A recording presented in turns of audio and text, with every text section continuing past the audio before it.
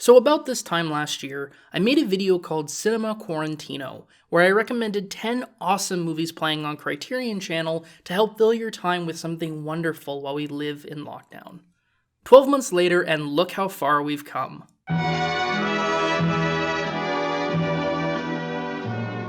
Alright, that's not entirely fair. Things are definitely on the upswing. A certain leader lost a certain election. That's good. And while COVID vaccines are rolling out slowly, they are rolling out. Hope springs eternal, but self-isolation and social distancing remain the norm for the foreseeable future, and that means a lot of time spent at home. What better a time for more movie recommendations? All the more pertinent given I recently highlighted the importance of curation and sharing cinema with others. For your art house and classic Hollywood binge, here are, in no particular order, 10 more great movies on Criterion Channel. Number 1, La Dolce Vita. Among other things, Scorsese's essay Il Maestro had me itching to revisit some Federico Fellini, and his 1960 epic La Dolce Vita proved exactly what I needed. This is such a rich piece of cinematic indulgence, a decadent stroll through the loosely connected evenings of journalist Marcello Rubini, as he navigates love, lust, and the quest for meaning in modern Rome. At a time where most of us have been hunkering down at home, the glamour and exuberance of La Dolce Vita is nothing short of delightful. Which is not to suggest the film's some carefree party, because it really isn't. There's a darkness to the heart of the story, an emptiness beneath the extravagance that sticks long after the ruminative ending. But for a film that at times seems to despise the rich socialites it depicts, Fellini has such fun reveling in their lives. The combination of delicate camera work, choreography, and beautiful Nino Rota score, turning the film into an enchanting dance. Number 2, Woman in the Dunes. Is it a touch morbid to recommend a movie about becoming trapped in isolation and slowly giving up hope of ever escaping in the midst of a pandemic which we've endured for more than a year? Maybe, but goddamn is Woman in the Dunes a phenomenal piece of filmmaking. The premise is innately intriguing. A man spends the night in a village, which lay at the bottom of a sand pit, only to awaken the next morning unable to escape. Forced to work alongside the widow who housed him, lest they both become buried by the sand. What follows is a horrific journey about the frailty of the human spirit, as hope and resistance are gradually stomped out, and all that remains is an obedient shell. There are clear political implications to the parable, and a wealth of personal interpretations, but Hiroshi Teshigahara grounds these themes with such tactile imagery, skin and sand, photographed so vividly, you'd swear you could reach out and touch it. I dare not spoil the ending, but believe me when I say the final shot is absolutely bone-chilling. But this is pretty dark stuff. What say we lighten things up with a little attempted murder? Number 3, The Lady Killers. If you're scared off by memories of the Coen brothers' uncharacteristically awful remake, rest easy. The 1955 version of The Lady Killers is wonderful, maybe the best film of the classic Ealing studio comedies. The thing about Ealing is that their best comedies were not only funny, but were also incredibly polished in their filmmaking. With The Lady Killers, the result is a very sharp comedy with a lot of funny characters, but also a macabre little story of violence and deceit. You might laugh the first time you see Professor Marcus's makeup, but his face becomes increasingly ghoulish the more you sit with it, and even seemingly innocent details like the production design are just a touch sinister. It's perhaps not surprising the Coens were attracted to the cynicism at the heart of this story, but make no mistake, The Lady Killers is always fun. Number 4, Safety Last. Right now, there are 4 Harold Lloyd movies on Criterion Channel, and while each is absolutely worth a look, if you're gonna watch one, you cannot beat Safety Last. This movie is best remembered as the one where Lloyd climbs the side of a building, but its charms go much further than that iconic set piece. From the very start, Lloyd demonstrates an ingenuity for visual storytelling that he doesn't always get credit for. The first of many jokes built on misdirection. The story itself might seem a bit basic. Naive young man goes to the big city to make his fortune and impress his love. But Lloyd was always more interested in urban modernity than his comic peers. Indeed, the modern is the source of much of Safety Last's humor. How to navigate space, public transportation, retail work, and the managing of large crowds. It's quite often hilarious, but also highly suspenseful. Oh, and I don't know if you guys know this or not, but near the end of the movie, Harold Lloyd climbs this building, and it's really cool. Number 5. Wanda. Barbara Loden died tragically young, acting in few films and directing even fewer. But in 1970's Wanda, she showed tremendous cinematic vision. The film, Loden's sole directorial effort, is a stripped-down riff on the lovers on the run archetype, diffusing the glamour and romantic tragedy associated with the genre, and instead offering a gritty portrait of alienation, of undefinable unhappiness.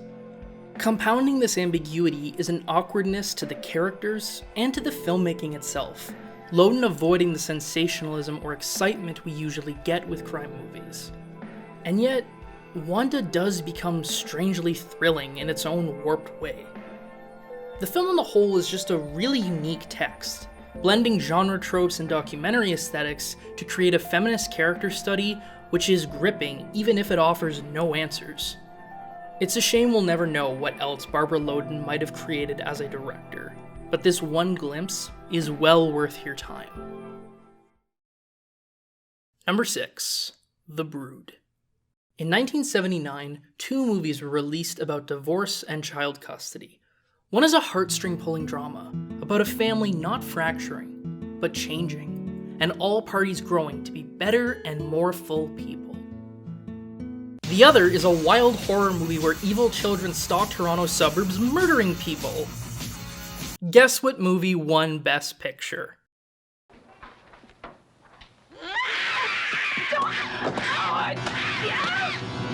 Though perhaps lacking the same polish as later David Cronenberg movies, The Brood is very much a piece with the man's brand of grotesque body horror, telling a twisted sci-fi metaphor for how children can be torn by divorce, drawn from Cronenberg's own recent split from his wife. The movie holds back a lot of its most unnerving imagery until the finale, but oh boy is that way worth it. The Brood also gains a lot from Samantha Eggar's performance, which is frankly stunning. I'm also 90% sure this movie inspired the name of Canadian heavy metal band Killer Dwarfs, so that's cool.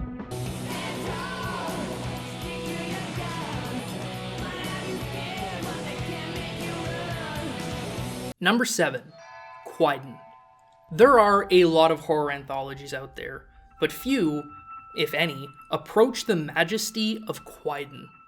Literally translated as ghost stories, Quiden adapts 4 tales from Japanese folklore into these stylish shorts of supernatural intrigue.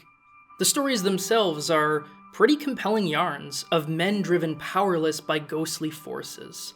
But the real treat is watching director Masaki Kobayashi experiment with stunning impressionistic visuals. Each story has its own unique color palette, while all 4 blend realistic elements with highly artificial ones. The result is a film of an uncanny beauty, one where the overwhelming power of the visuals is just a little bit eerie. The approach is certainly a far cry from the realistic black and white cinematography that defines most of Kobayashi's work, which makes this anthology all the more unique. And really, unique is the best way to describe Quiden. Lots of Japanese horror movies from the 1960s draw on traditional folklore, but none of them look like this. Number 8. The Cameraman. At the time of writing, there's only one Buster Keaton movie available on the Criterion Channel, but it's a damn good one. Possibly the last great movie Keaton ever made. The Cameraman was the final hurrah for Keaton in the silent era, and rather fittingly, it tells the story of a man who captures moving pictures in dangerous environments. There's no single gag as iconic as the best bits from The General or Steamboat Bill Jr., but moment to moment, the film is consistently funny and creative. There's also a romance at the core of the story which, though not uncommon for Keaton, feels more emphasized than usual. It's a simple little affair, but a very charming one that earns its sentimentality. One last thing about Keaton before we move on, one of my last pre-pandemic memories was a screening of Sherlock Jr. for a first-year film class. And hearing a lecture hall of undergrads full-on belly laugh to Keaton's silent comedy warmed my heart. Maybe the Zoomers do deserve rights after all. Number 9. Ichiru. I could not resist the opportunity to insist on another Kurosawa classic, and Ichiru struck me as the right one for this moment. The story of an old man who realizes he's dying of cancer and fears he's wasted his life. Ichiru might not sound like something you want to throw down with right at this moment, but believe me when I say that this is a movie that really earns a sense of uplift. Because push come to shove, this isn't really a movie about death. It's a movie about how it's never too late to bring some good into the world. Kanji's accomplishments may feel modest compared to someone like George Bailey, but the emotional catharsis of Kanji's journey is nothing less than enormous.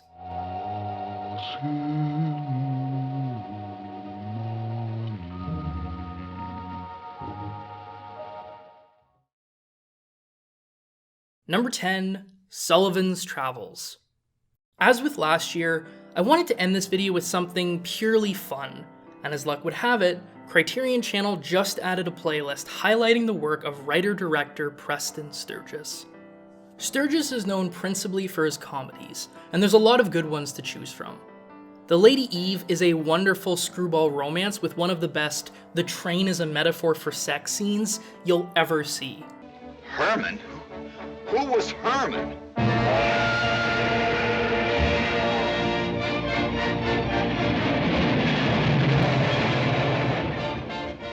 Vernon?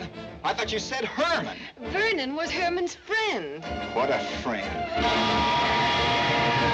The Palm Beach Story and Hail the Conquering Hero each have their moments, and successfully blend comedy with very detailed plotting. I also watched The Miracle of Morgan's Creek for the first time the other night, and howled with laughter from beginning to end. If you don't mind my mentioning it, Father, I think you have a mind like a swamp. What? But if there's one single masterpiece in Sturges' body of work, it's almost certainly Sullivans Travels.